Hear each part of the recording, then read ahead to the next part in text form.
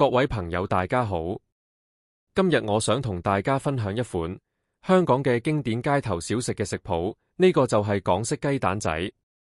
講起雞蛋仔，我相信好多朋友都食過，而點樣為之一底好食嘅雞蛋仔呢？一般嚟講，我哋嘅要求就係外脆內軟，咬落去有口感啦，同埋有蛋香。今次我介紹呢一個食譜就可以做到呢幾點。而自己做仲可以將糖嘅份量減低，食起上嚟會感覺比較健康一啲。今次呢一個食譜可以做到大約2底嘅港式雞蛋仔。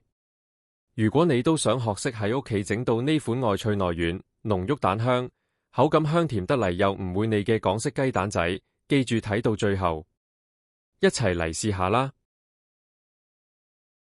做呢一個港式雞蛋仔，材料包括有低筋麵粉70克、普打粉3.5克、木薯粉15克、吉士粉5克、雞蛋1隻、砂糖40克、無鹽牛油15克、水34毫升、牛奶50毫升以及香草精0.25茶匙。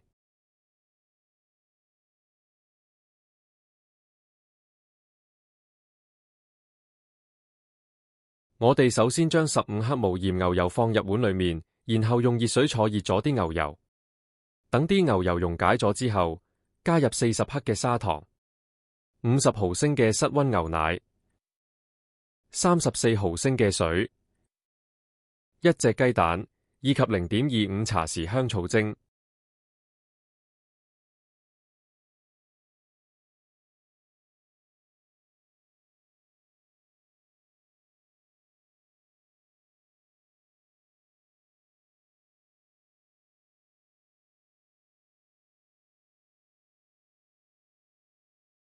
然後用打蛋器將材料攪勻，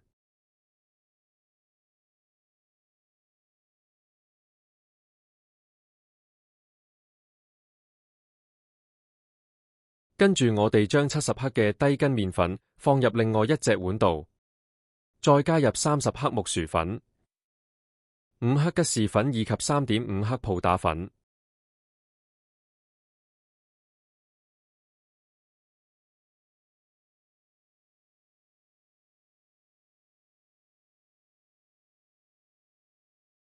用格篩將所有粉過濾，然後加入蛋漿裏面。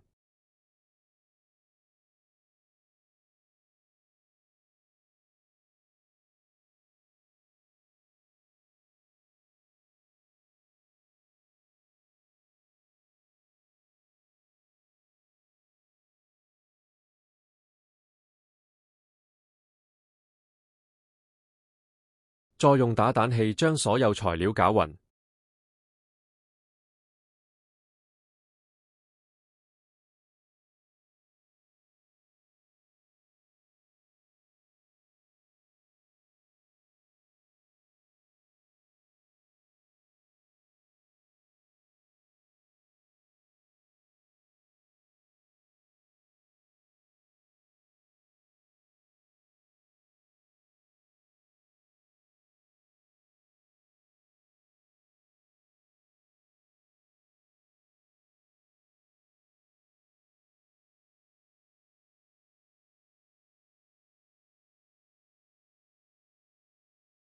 用打蛋器將所有材料攪勻，直至冇粉粒。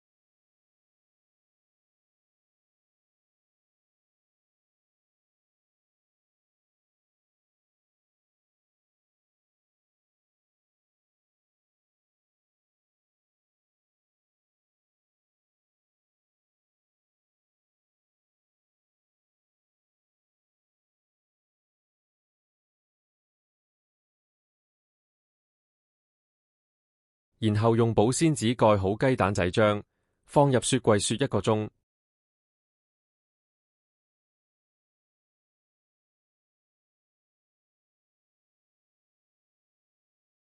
1個鐘頭之後，喺雪櫃攞返個雞蛋仔醬出嚟，然後預熱部雞蛋仔機。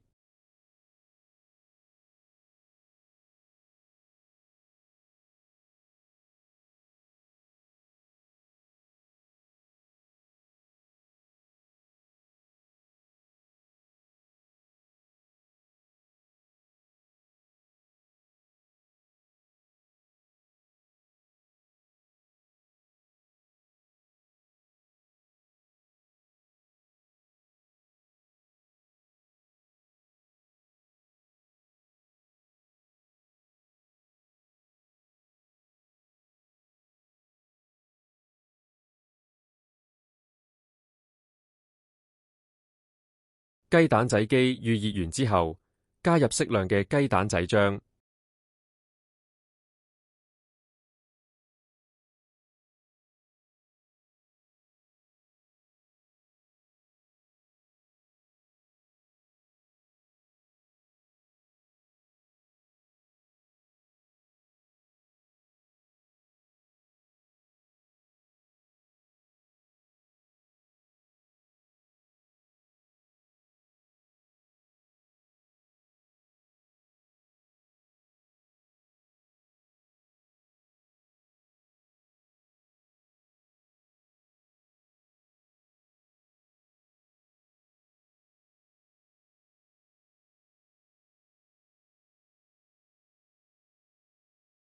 第一底雞蛋仔圓做好咗，我哋要將佢攞出嚟，放上食物架攤凍少少，咁樣個雞蛋仔先會脆㗎。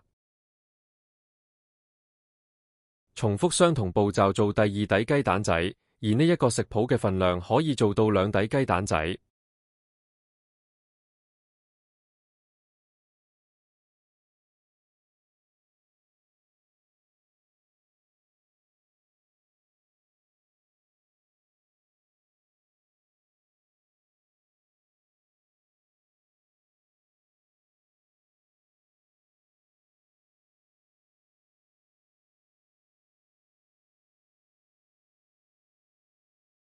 一個外脆內軟、濃郁蛋香、口感香甜嘅港式雞蛋仔就完成咗啦。